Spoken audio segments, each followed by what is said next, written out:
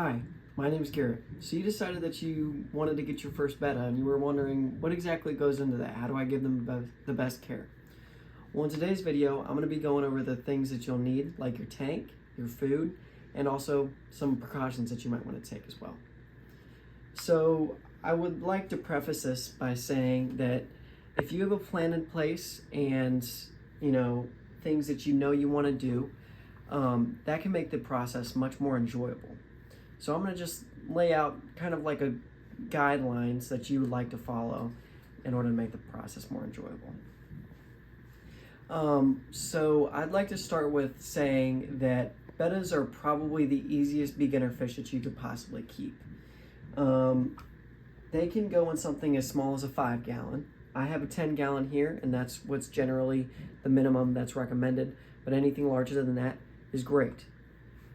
So if you're going to go with a no-filter tank, it is recommended that you plant them with hardy plants like Java moss, Java ferns, and anacris. Things like rocks and wood you can go with, but they're not generally recommended just because they don't really add anything to your betta's quality of life. They might give your betta more stuff to explore though. Things like a hide, like we have right here, will allow your betta to retreat to whenever he's feeling stressed. So let's move on to how to care for them next. As far as like food goes, you ideally want to feed your betta a variety of things. Our betta primarily eats these flakes because he loves them, but he also eats baby shrimp and freeze-dried bloodworms. However, betta pellets are just as good. Whenever you feel like your betta tank might be getting dirty, you want to be getting something like the Tetra Easy Strips, which allow you to easily test your tank to see if there's any ammonia or bad things that might be harming your betta or making him sick in the water.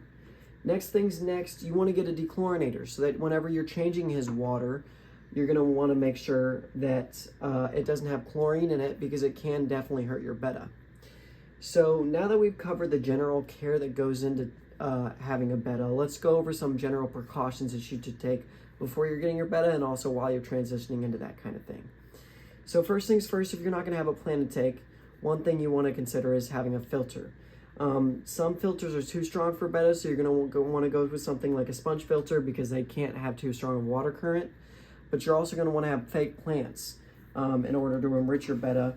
If you're going to have fake plants, though, you're going to want to make sure that they're not too sharp or rigid because it will tear your betta's fins, and that's not a good thing. It's going to hurt your betta.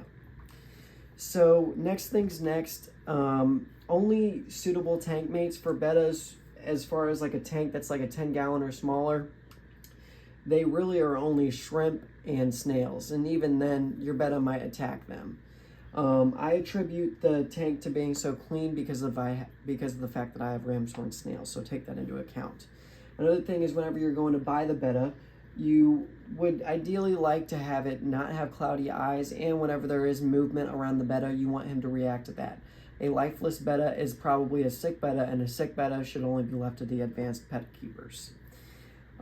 So also whenever you're getting a new tank, you want to let the tank cycle for at least 24 hours. That means just settle it down and get it ready for the new fish. So make sure to run to the store before you get your betta, and then the next day or even 2 days after that, which would be ideal, get your betta and put him in the tank. Now that we've covered the general precautions, care, and also tank requirements needed for the betta, let's wrap this thing up. So basically, you'll have a new fishy friend, which will like to spend much time with you, and it's going to have its own little packed personality. Sorry about that. And furthermore, if you feed him this kind of nutritious diet and you allow him to have stones and rocks and hides to explore in, he's going to love you so much that you might even compare him to something like a cat or a dog. Well, I hope you will. And I hope you'll have as a rewarding experience as I have. And remember, fish are friends, not food.